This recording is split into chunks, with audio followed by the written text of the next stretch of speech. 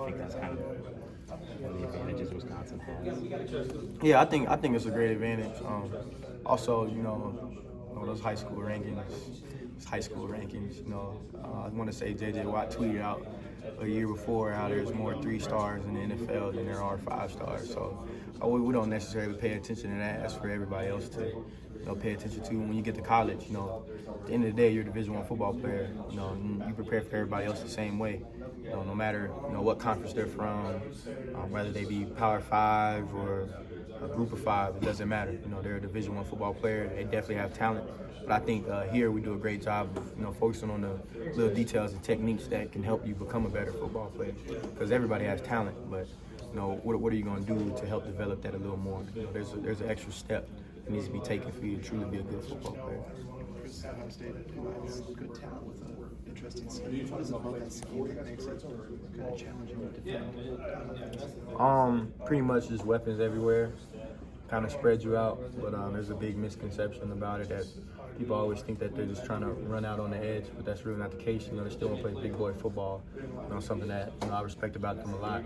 But pretty much that's pretty much it. You got to defend the whole field, which is always challenging, defensively, but it's gonna be a great challenge. What was practice like today, first time this year coming off a loss? It was good. I'm proud of how everybody responded. At the end of the day, still had the same 24-hour rule: win, lose, or draw.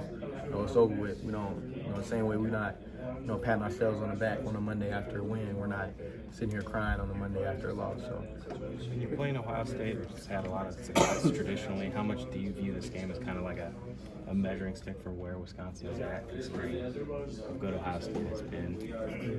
It's still just another game. It's still football. We're not going to hype it up as something that is not. It's still football. Once you do that, that's when you start pressing. That's when you miss the plays that you should be making.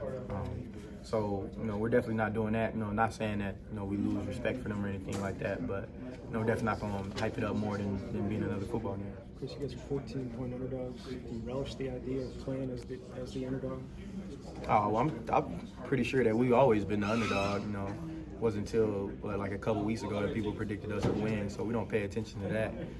We go into every game knowing that we're going to have to fight, no matter what the predictions are, no matter what people say prior to the game. Only thing that matters is when they put the ball down, and then when the clock is 4 zeros, what's the score?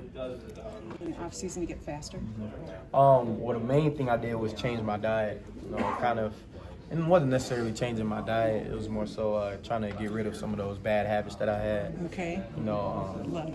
Like, if you're just hungry, you don't have a lot of time. Okay, I'm just gonna stop and go get some fast food or whatever the case is, instead of just saying, let me take my time and just go ahead and make me something to eat, something healthy and clean.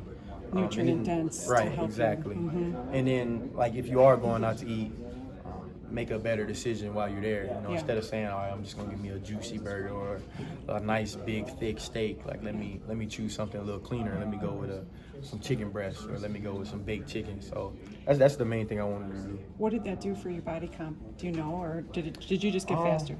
Definitely got faster. Okay. Definitely got leaner, got a lot stronger, and my body, held up more. Was holding up more. So that was probably the main focus, was to stay healthy, and get faster for me.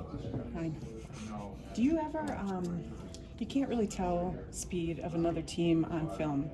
When do you size someone up? Does it have to be that first quarter, or can you do it ever in warm-ups? And what I mean is just pure foot speed, because that's so important for what you do, the closing speed or the makeup of the shifting. Right. How do you, or do you just have to, you got to be thrown into it and see how it goes? You kind of have to be thrown into it, and you kind of develop an eye the more you watch film. You can see it a little bit on film, like sometimes when somebody breaks and maybe you know the other defender he has pretty good speed and he can't catch him, or whatever the case is. Yeah, or you see somebody outrunning angles on tape. Okay. In the game, you kind of get the feel for it when you're running after him. So I mean,